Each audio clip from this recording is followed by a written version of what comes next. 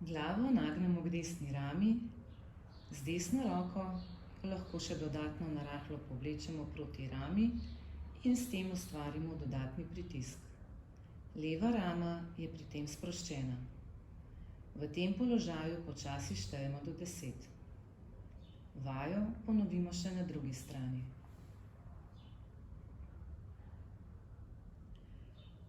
Desno roko položimo na zadnji del glave, pogledamo proti desni rami in z roko narahlo potisnemo navzdol.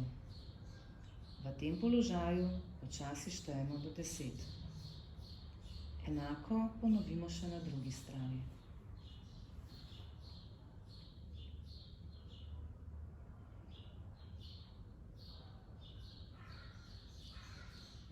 Glavo nagnemo naprej, s čimer potisnemo brado proti prsnemu košu.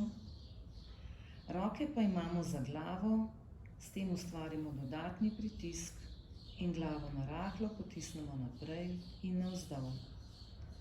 V tem položaju počasi štejemo do 10 in pri tem sproščeno dihamo.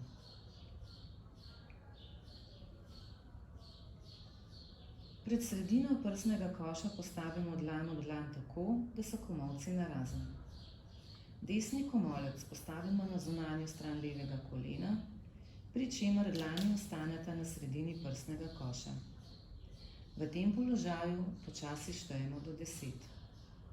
Enako ponovimo še na drugi strani.